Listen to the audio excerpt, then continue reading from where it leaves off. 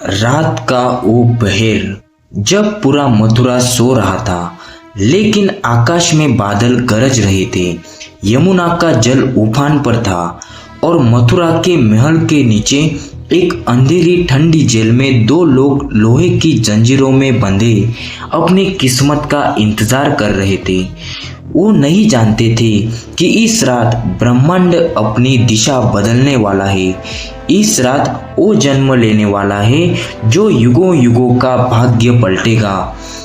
यह सिर्फ जन्म नहीं था, यह दिव्य योजना की शुरुआत थी। अंधकार के बीच एक दीपक। जेल की सलाखों से यमुना के उफनते पानी तक और नागशेष की छत्र छाया से गोकुल के नंद भवन तक, ये है कृष्ण जन्म की वो अद्भुत रात जिसका रहस्य आज तक हमें चमत्कार लगता है। कंस का भय और भविष्यवाणी। मथुरा के महाराज उग्रसेन के पुत्र कंस अपनी बहन देवकी के विवाह की तैयारियों में डूबा था। चारों ओर उत्सव, संगीत, फूलों की खुशबू, लेकिन कौन जानता था कि ये खुशी चंद पलों में भय में बदल जाएगी। जैसे ही रथ मथुरा से बाहर निकला, अचानक आकाश में गूंज उठी एक आवाज, अरे कंस, तेरी मौत तेरी गोद में बैठी है। देवकी का 8वां पुत्र ही तेरा अंत करेगा। कंस का दिल जोर जोर से धड़कने लगा। महल का सबसे शक्तिशाली योद्धा, जिसने कभी किसी से डरना नहीं सीखा, आज अपनी ही बहन से डरने लगा। भय इंसान को निर्दयी बना देता है। कंस के मन में सिर्फ एक ही विचार था, अगर स्रोत को ही नष्ट कर दूं तो भविष्य ही बदल जाएगा। वासुदेव ने समझाया, हे कंस, बहन का वध करना पाप है। मैं वचन देता हूँ, जैसे जैसे संतानें जन्म लेगी मैं स्वयं उन्हें तेरे हवाले कर दूंगा।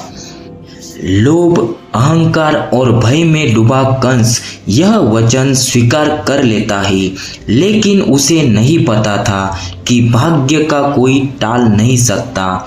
एक एक कर देवकी के 6 संतानें जन्म लेती है और हर बार कंस निर्दयता से उनका वध करता है। जेल की दीवारें मासूमों के चीखों से गूंज उठती है। छठे बच्चे के बाद जैसे ही देवकी गर्भवती हुई, ब्रह्मांड फिर से कुछ योजना बनाने लगा और यही कृष्ण जन्म की भूमिका थी। 7वें गर्भ का रहस्य। देवकी 7वीं बार गर्भवती हुई, लेकिन इस बार कुछ अलग हुआ। गर्भ में पल रहे बालक का स्थानांतरण अदृश्य शक्ति द्वारा रोहिणी के गर्भ में कर दिया गया। यह थे बलराम, कृष्ण के बड़े भाई, जिन्हें योग माया ने सुरक्षित कर दिया। कंस को लगा गर्भपात हो गया है, लेकिन भाग्य चुपचाप अपनी चाल चल रहा था। समय बीता और देवकी 8वीं बार गर्भवती हुई। इस बार उनका चेहरा बदल गया था। कैद की दीवारों में भी एक अद्भुत आभा बिखरी हुई थी। जेल में पहरेदार हैरान थे। यह वही स्त्री थी जो 6 संतानों की मौत देख चुकी थी, लेकिन अब उसके होठों पर मुस्कान थी। यह थी भाद्रपद माह की अष्टमी तिथि, रोहिणी नक्षत्र और मध्य रात्रि का समय। ज्योतिष के अनुसार यह वह क्षण था जब चंद्रमा और ग्रहों की ऊर्जा दिव्य अवतार के लिए पूर्ण संतुलन में थी। मध्य रात्रि, जब प्रकृति की गति धीमी हो जाती है और चेतना का द्वार खुल जाता है। अष्टमी, जब चंद्रमा की शक्ति आधी होती है, जिससे मानसिक अशांति कम और ध्यान की क्षमता अधिक होती है। यह था अवतार के लिए चुना हुआ क्षण। उस रात मथुरा में तेज बारिश हो रही थी।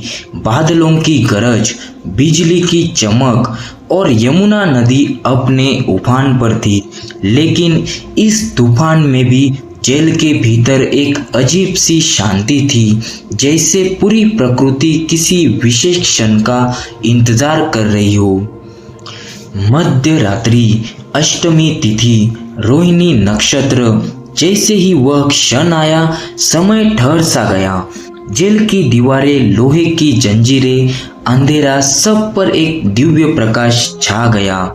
और फिर जन्म हुआ देवकी के सामने 4 भुजाओं वाले नीले आभा से दमकते शंख, चक्र, गदा और पद्म धारण किए स्वयं भगवान विष्णु देवकी और वासुदेव रोते हुए प्रणाम करते हैं। उनके सामने वही थे जिनके लिए उन्होंने 7 जन्मों तक तप किया था। कृष्ण बोले, माता पिता भय मत करो, मैं जानता हूँ कि कंस का आतंक कितना बड़ा है, लेकिन मैं आया हूँ उसके अंत के लिए। वासुदेव ने कहा, हे प्रभु, कृपा कर अपना रूप बदल दे ताकि कोई आपको पहचान न सके। मुस्कुराते हुए कृष्ण ने अपना दिव्य रूप त्याग दिया और गोद में आ गए एक सुंदर श्याम वर्ण के बालक के रूप में। उनकी आंखें जैसे ब्रह्मांड का सारा प्रेम समेटे हुए हो। और तभी लोहे की जंजीरें अपने आप टूट पड़ी, जेल के दरवाजे अपने आप खुल गए, जैसे स्वयं प्रकृति ने मार्ग तैयार कर दिया हो। यह था चमत्कारी सफर की शुरुआत। बाल कृष्ण के जन्म के साथ ही लोहे की जंजीरें अपने आप गिर गई और जेल के दरवाजे बिना किसी चाबी के खुल गए। यह मानो संकेत था कि अब प्रभु का मार्ग स्वयं सृष्टि बनाएगी। वासुदेव ने एक छोटी सी टोकरी में बाल कृष्ण को रखा, सिर पर कपड़ा ओढ़ाया और भारी दिल से कदम आगे बढ़ाए। जेल से बाहर मूसलाधार बारिश हो रही थी, आकाश में बिजली चमक रही थी, हर कदम के साथ पांव पानी में धंसते जा रहे थे।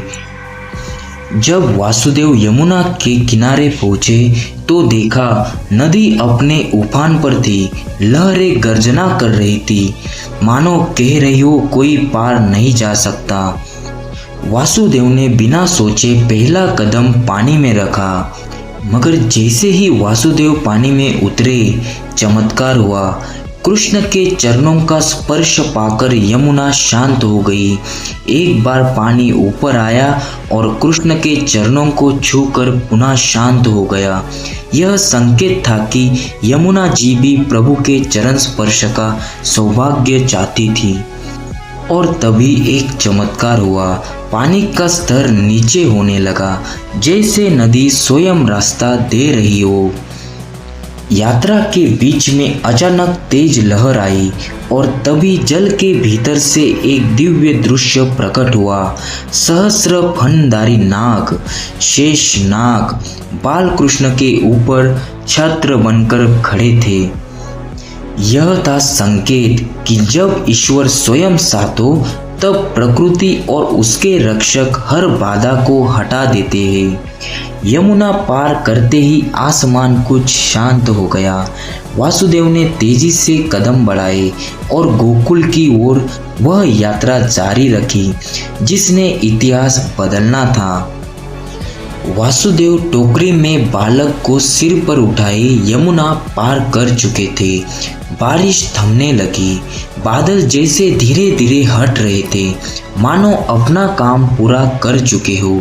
सामने गोकुल का गांव था, शांत हरियाली से घिरा और गंगा यमुना की मिट्टी की सुगंध से भरा हुआ।